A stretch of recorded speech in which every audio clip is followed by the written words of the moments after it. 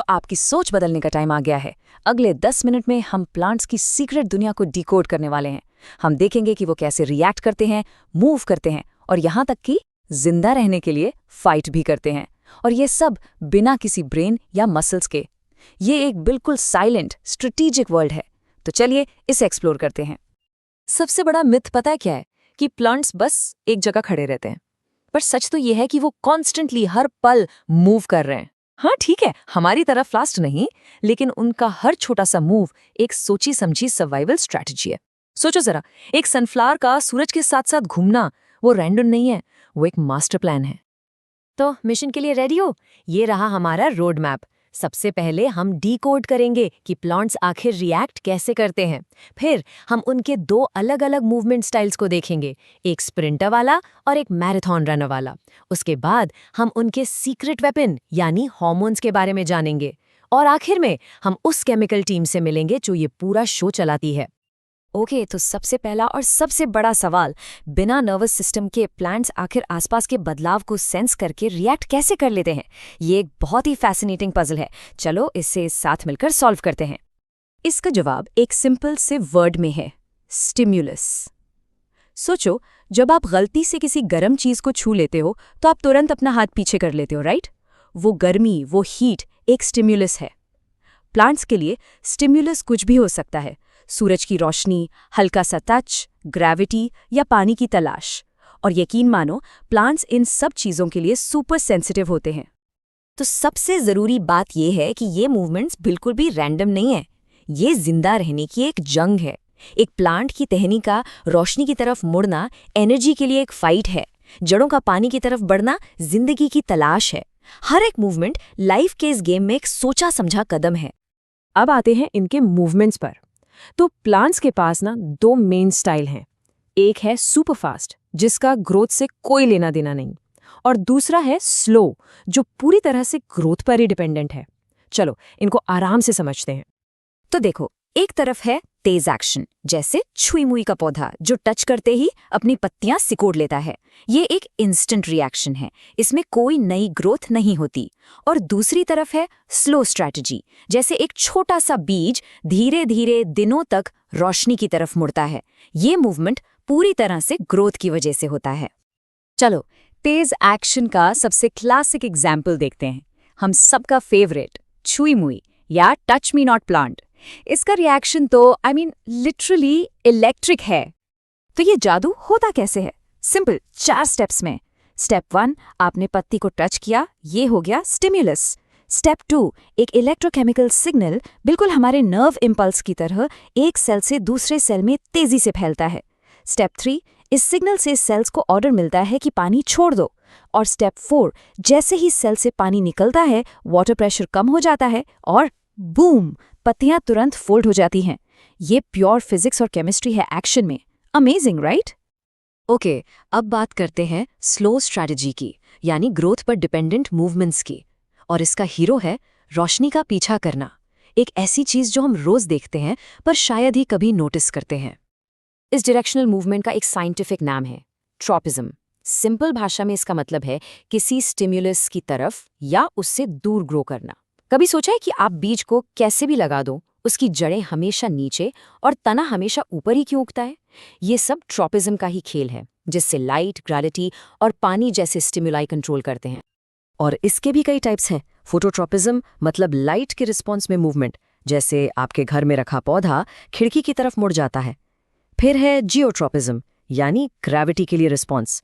अगर आप एक गमले को जमीन पर लिटा दो तो कुछ दिनों में उसका तना मुड़कर ग्रेविटी के अगेंस्ट ऊपर की तरफ ग्रो करने लगेगा। वो जियोट्रॉपिज्म है। हाइड्रोट्रॉपिज्म है पानी की खोज, जड़ें पानी ढूंढने के लिए अपना रास्ता बदल सकती हैं। और कीमोट्रॉपिज्म है केमिकल्स के लिए रिस्पॉन्स, जैसे फर्टिलाइजेशन के टाइम पोलन ट्यूब का ओव्यूल की तरफ ग्रो करना। और हाँ, इसमें भी 2 टीम्स हैं, पॉजिटिव और नेगेटिव। पॉजिटिव ट्रोपिज्म का मतलब है स्टिमुलस की तरफ जाना, गो टुवर्ड्स इट। जैसे तना पॉजिटिवली फोटोट्रोपिक होता है, उसे रोशनी पसंद है। और नेगेटिव ट्रोपिज्म का मतलब है रन अवे। जैसे जड़ें नेगेटिवली फोटोट्रोपिक होती हैं, वो रोशनी से दूर जमीन के अंधेरे में जाती हैं पानी ढूंढने। तो ये सब इतना जरूरी क्यों है? जवाब सिंपल है, सर्वाइवल, जिंदा रहना। रोशनी की तरफ मुड़ने का मतलब है ज्यादा फोटोसिंथेसिस, यानी ज्यादा खाना। जमीन की गहराई में जाने का मतलब है पानी और जरूरी न्यूट्रिएंट्स मिलना। हर एक मूवमेंट जीने की इस रेस में एक स्ट्रेटेजिक मूव है। तो अब असली सवाल ये है, इन सारे मूवमेंट्स के पीछे का डायरेक्टर कौन है? और यहां एंट्री होती है प्लांट्स की असली सुपर पावर की, हार्मोन्स। ये वो केमिकल मैसेंजर्स हैं जो पर्दे के पीछे से ये पूरा शो चलाते हैं। और इस एनालॉजी से आप डिफरेंस बिल्कुल साफ समझ जाओगे। एनिमल्स का नर्वस सिस्टम एक डायरेक्ट फोन कॉल जैसा है, सुपर फास्ट और टारगेटेड। वहीं दूसरी तरफ प्लांट्स का हार्मोनल सिस्टम एक कंपनी वाइड ईमेल जैसा है। थोड़ा स्लो जरूर है, लेकिन मैसेज सब तक पहुंचता है और उसका असर लॉन्ग लास्टिंग होता है। तो साइंटिफिक तरीके से बोलें, प्लांट हार्मोन्स हैं क्या? ये वो खास केमिकल कॉम्पाउंड्स हैं जो प्लांट के एक हिस्से में बनते हैं, फिर ट्रैवल करके दूसरे हिस्से में जाते हैं और वहां एक्शन लेते हैं, जैसे कि ग्रोथ कंट्रोल करना। बेसिकली ये प्लांट के अल्टीमेट मैनेजर्स हैं। तो चलिए अब मिलते हैं इस पावरफुल केमिकल टीम से जो प्लांट की ग्रोथ के सारी A to Z डिसीजंस लेती है। रेडी हैं इन बॉसेस से मिलने के लिए? इस टीम का सुपरस्टार है ऑक्सिन। इसका मेन काम है सेल्स को लंबा करना, यानी ग्रोथ को प्रमोट करना। आप इसे एक चीफ इंजीनियर की तरह समझ सकते हैं जो प्लांट का पूरा स्ट्रक्चर डिजाइन करता है।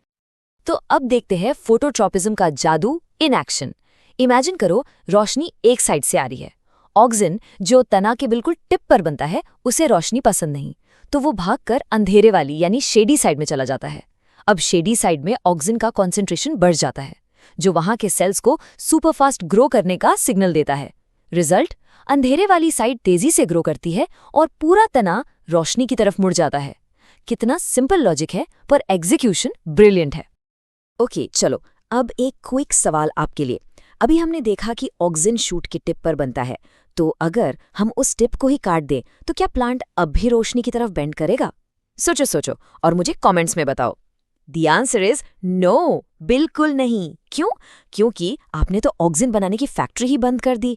बिना ऑक्सिन के सेल्स को ग्रो करने का सिग्नल ही नहीं मिलेगा और प्लांट लाइट की तरफ बेंड नहीं कर पाएगा। इससे साबित होता है कि वो छोटा सा टिप कितना इंपॉर्टेंट है। पर ऑक्सिन अकेला नहीं है, उसकी एक पूरी सपोर्ट टीम है। सबसे पहले हैं जिब्रेलिन्स, ये तने की लंबाई बढ़ाने में हेल्प करते हैं। फिर आते हैं साइटोकाइनिन्स, ये सेल डिवीजन को प्रमोट करते हैं। इसीलिए ये फलों और बीजों में बहुत मिलते हैं, उन्हें बड़ा और हेल्दी बनाने के लिए। और आखिर में है एब्सेसिक एसिड या ABA, ये टीम का ब्रेक पेडल है। जब हालात मुश्किल होते हैं, जैसे पानी की कमी, तो ABA ग्रोथ को रोक देता है और पत्तियों को झड़ने में हेल्प करता है ताकि एनर्जी बचे। अब आप शायद सोच रहे होंगे कि ये सारी प्लांट साइंस आखिर हमारी किस काम की है। चलो देखते हैं कि ये पावरफुल हार्मोन्स लैब से निकलकर आपके गार्डन और यहाँ तक कि आपके डिनर प्लेट तक कैसे पहुँचते हैं। हम इंसानों ने इन हार्मोन्स की पावर को आजमा लिया है। अब हम इनके सिंथेटिक वर्जन्स खेतीबाड़ी में यूज करते हैं। जब आप किसी पौधे की कटिंग लगाते हो तो रूटिंग पाउडर यूज करते हो ना, उसमें भरपूर ऑक्सिन्स होते हैं। फालतू पौधों को हटाने वाले वीड किलर्स में भी सिंथेटिक ऑक्सिन्स होते हैं। और यहाँ तक कि मार्केट में कच्चे फलों को जल्दी पकाने के लिए भी इन्हीं हार्मोन्स का इस्तेमाल होता है। This is science in action. जरा सोचो, इस वक्त भी प्लांट्स आपस में बात कर रहे हैं, वर्ड्स से नहीं, केमिकल्स से। जब एक पेड़ पर कीड़े हमला करते हैं तो वो हवा में केमिकल्स छोड़कर आसपास के पेड़ों को वार्न कर सकता है। जड़ें जमीन के नीचे केमिकल सिग्नल्स एक्सचेंज करती हैं। ये एक बहुत ही कॉम्प्लेक्स साइलेंट कॉन्वर्सेशन है जो हर वक्त हमारे चारों तरफ चल रही है। अगली बार जब आप किसी गार्डन में हो तो बस सुनने की कोशिश करना। आपको क्या लगता है वो क्या कह रहे होंगे? मुझे कमेंट्स में ज़रूर बताना।